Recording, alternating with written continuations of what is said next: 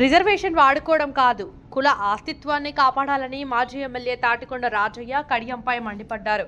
సోమవారం రోజు స్టేషన్ గన్పూర్ కేంద్రంలో ఏర్పాటు చేసిన మీడియా సమావేశంలో రాజయ్య మాట్లాడుతూ ఎస్సీలను ఏబిసిడీలుగా వర్గీకరించడానికి కడియం శ్రీహరి పెద్దన్నగా ఉండాలి గాని వివేక్ వెంకటస్వామి అడుగుజాడల్లో ఎమ్మెల్యేలు కడియం శ్రీహరి నాగరాజు నడుస్తూ మాలలను మోస్తున్నారని పేర్కొన్నారు.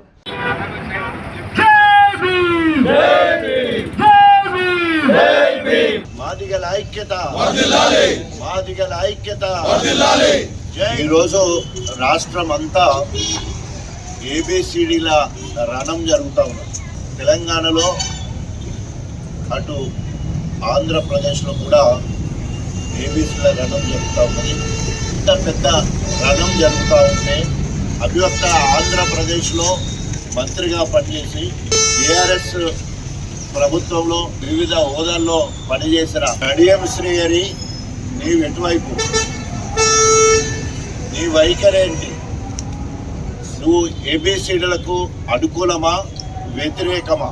అభివక్త వరంగల్లో ఈరోజు దళితులకు చెందవలసిన ఎమ్మెల్యే పదవి మాదిగా ఉపకులం అని చెప్పుకుంటున్న బైన్ల కులానికి చెందిన వాడిగా నువ్వు ఎమ్మెల్యే.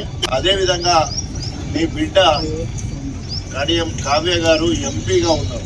అదేవిధంగా వర్తన్నపేట ఎమ్మెల్యేగా నాగరాజు ఉంటే ఆయన మాలలను మోస్తున్నాడు, మాలల పక్షాన మాట్లాడుతున్నాడు. ఇప్పుడు నువ్వు నీ వైఖరేంటి?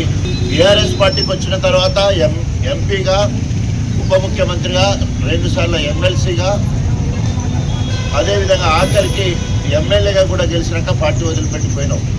ఈరోజు కాంగ్రెస్ పార్టీకి పోయినావు ఏదో మార్పు చేద్దామని లేదా అభివృద్ధి చేద్దామని చెప్పి.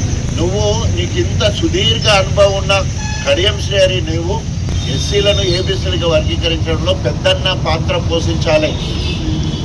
ఇవాళ కాంగ్రెస్ ప్రభుత్వంలో నువ్వు సీనియర్ మంత్రిగా ఉన్నావు, దళితులలో నువ్వు సీనియర్ నాయకుడిగా ఉన్నావు, మాదిగా ఉపకులమైన బైన్లని చెప్పుకుంటున్నావు.